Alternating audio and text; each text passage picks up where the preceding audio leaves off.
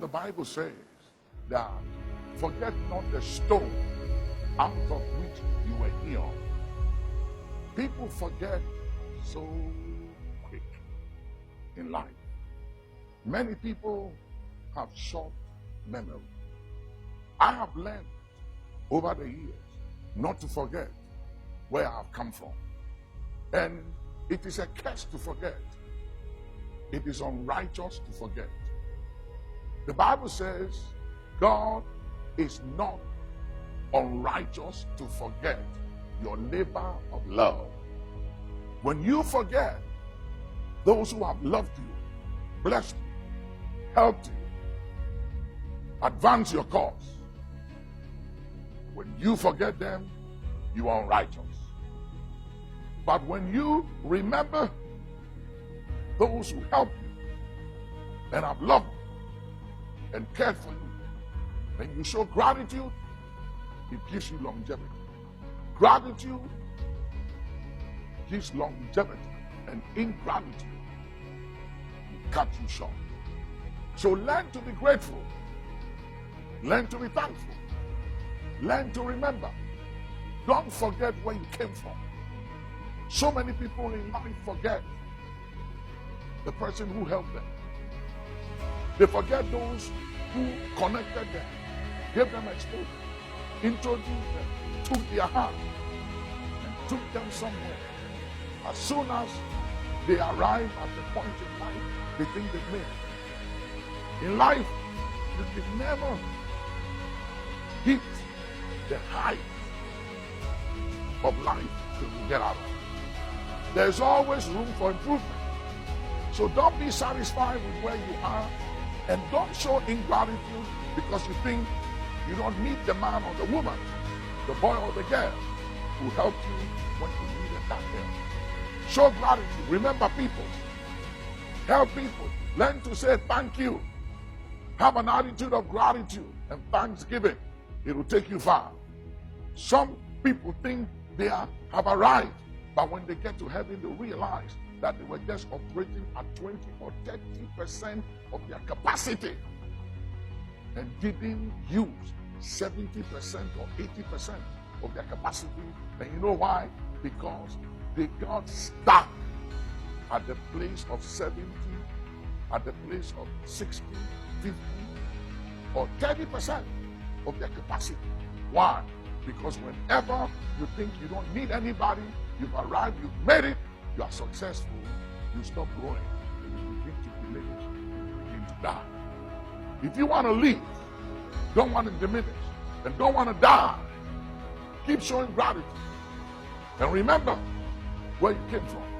Remember others. Every now and then, God will say to David, remember, David, that you are a shepherd boy. And I took you from the sheepfold, and I made you king over Israel. And I gave you your master's throne and your master's wives. God always reminded David. In Deuteronomy 8:18, God said, remember the Lord thy God. Why? Because success, wealth, power, money can make you forget. But God said, remember. Remember that success and power and influence has expiry dates. And for every action, there are consequences. So you might be powerful right now. You may have millions of dollars in your bank account and outside your country, in foreign accounts. You may have houses in your country, in other places. You may be the biggest guy or lady or man or woman in town. You may have everything. Maybe you are mega. You are the biggest voice and person. You are private jet. You are loaded. But hear me. All that is sinking sand. God has no regards for material things. Because you know something? Let me show you God's value of money. The streets in heaven, they are made of gold. That is how insignificant money is to God. He sees money as nothing.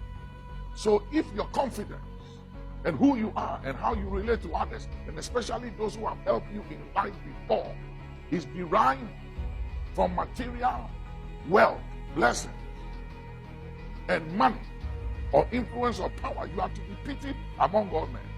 But if your confidence is derived from this one thing, that you know the Lord who executes judgment, righteousness, and justice on earth, then you are on a good track in life. So learn to remember. And don't be puffed up. Don't be arrogant. Don't be proud, which you were never before. But suddenly you have become proud and arrogant. Why? Because of things. A man's life does not consist on the abundance of things that he possesses. So don't let things, don't let accolades, don't let events and relevance in life and access and influence make you go insane. Arrogance and pride is insanity. It's madness. Be wise, be sober, be vigilant. Your life does not consist on the abundance of things that you possess. If you think you are who you are because of the money you have in your bank account, or because of your success, or because of your achievements, you are deceiving yourself. You are a child, you are a kid. None of those things makes you who you are. You are who you are by the grace of God, outside of possessions, outside of material things. You are who you are by the grace of God. I am what I am by grace, not by money, not by buildings, not by investment, not by achievement, not by success, not by how big or large I am. I am who I am by the grace of God. The credit must go to the grace of God. Let's give God the credit, and let us not be anything outside of grace. And you will live long and you will go far. Remember, gratitude gives longevity. Ingratitude will cut you short. Show gratitude and live long.